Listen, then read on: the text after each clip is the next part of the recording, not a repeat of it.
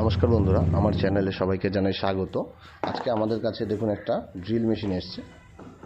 আমরা ড্রিল মেশিনটি চেক করার জন্য দেখুন একটা সিরিজ বোর্ডের সাহায্যে আমরা ড্রিল মেশিনটি চেক করছি।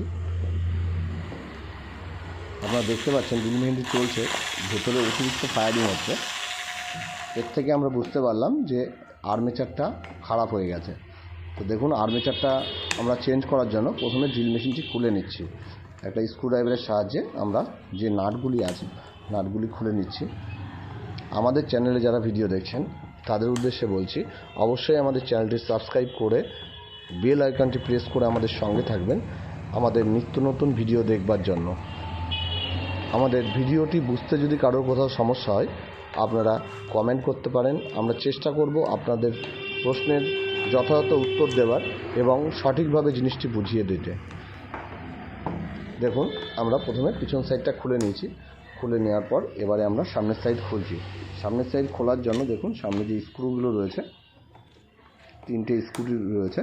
আমরা এখানে স্ক্রুড্রাইভারের সাহায্যে আমরা ড্রিল মেশিনটির প্রত্যেকটা স্ক্রু আমরা খুলে নিচ্ছি। আমাদের ড্রিল মেশিনের যে স্ক্রু কটি ছিল আমাদের স্ক্রুগুলো খুলে নিচ্ছি। আপনারা দেখতে পাচ্ছেন খুলে নেওয়ার পরে পুরো মাথার সেটটা ধরে আমরা বের করে নিচ্ছি। আমাদের বের করে নেওয়া হয়ে গেছে।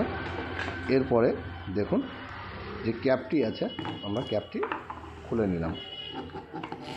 ক্যাপের সাথে সাথে আমরা দেখুন আর্মেচারটা আমাদের হাতে চলে এসছে বেরিয়ে। এবার যেহেতু আর্মেচারটি খারাপ হয়ে গেছে আমরা আর্মেচারটি চেঞ্জ করব। ভেতরে যেটা দেখতে পাচ্ছেন ওটা ফিল কয়েলটি ঠিক আছে।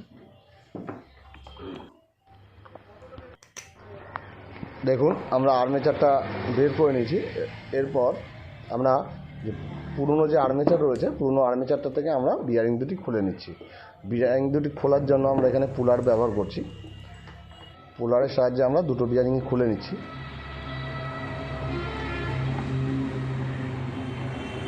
বিয়ারিং খোলা হয়ে গেছে আমাদের। এবার দেখুন আমরা নতুন আর্মেচার আমরা বের করে নিচ্ছি। এটা হচ্ছে আমাদের নতুন আর্মেচার। আমরা মাপ দিয়ে দেখে নিচ্ছি আর্মেচারটা সঠিক আছে কিনা, দেখে নেওয়া হলো। এরপরে আমরা বিয়ারিং দুটি বসাবো আর্মেচারের মধ্যে। যেহেতু বিয়ারিং দুটি ভালো ছিল তাই ওই জন্য ওই দুটো বিয়ারিংই লাগানো হচ্ছে। বিয়ারিংটি বসানোর জন্য আমরা দেখুন কম্প্রেসারের কাছে চলে এসেছি। কম্প্রেসারের কাছে নিয়ে এসে আমরা প্রেসারের সাহায্যে আমরা বিয়ারিংটি যথাযথ জায়গায় বসিয়ে দিলাম। আমরা দেখে নিলাম বিয়ারিং দুটি ফ্রি আছে কিনা। দেখুন বিয়ারিং দুটি ফ্রি আছে। এরপরে আমরা ফিটিং করব। ফিটিংয়ের জন্য যেভাবে আমরা খুলেছিলাম ঠিক একইভাবে আমরা ফিটিং করব। প্রথমে যে গার্ডটা ছিল গার্ডটা বসিয়ে দিলাম। বসিয়ে দিয়ে এরপর আমরা আর্মেচার সমেত আমরা বসিয়ে দিচ্ছি। দেখুন আর্মেচার সমেত বসিয়ে দেওয়া হলো। আর্মেচার সমেত বসিয়ে দেওয়ার পরে এরপর আমরা গিয়ারের যে মাথাটা আছে আমরা গিয়ারের মাথাটা লাগাচ্ছি। গিয়ার সমেত আমরা মাথাটা বসানোর জন্য যে কটি স্ক্রু আমরা খুলেছিলাম, অর্থাৎ এখানে 3টে স্ক্রু আছে আপনারা দেখতে পাচ্ছেন। এই 3টে স্ক্রু আমরা ড্রিল মেশিনের সাহায্যে আমরা প্রথম অবস্থায় দেখুন স্ক্রুড্রাইভার দিয়ে টাইট দিয়ে দিচ্ছি।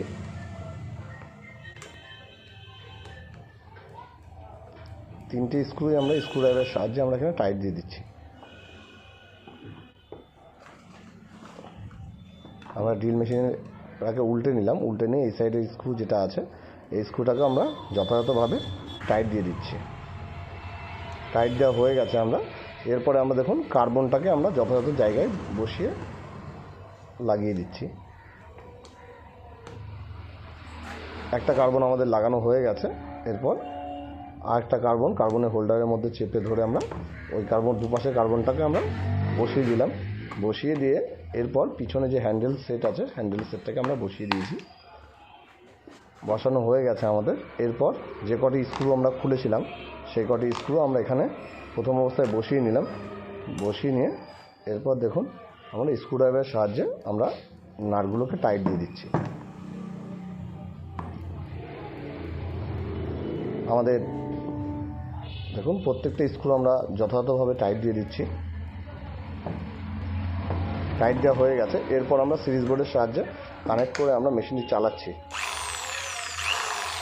আপনারা দেখতে পাচ্ছেন মেশিনটি চলছে এবং ফায়ারিং নেই, পর্যাপ্ত পরিমাণে ফায়ারিং নেই। আমাদের মেশিনটি রেডি হয়ে গেছে। সম্পূর্ণ ভিডিওটি দেখবার জন্য আপনাদের অসংখ্য ধন্যবাদ। সবাই ভালো থাকবেন, সুস্থ থাকবেন এবং পরবর্তী ভিডিওর জন্য অপেক্ষা করুন। আমাদের পরবর্তী ভিডিও খুব শীঘ্রই আপনাদের সামনে আসবে। ততক্ষণের জন্য ধন্যবাদ।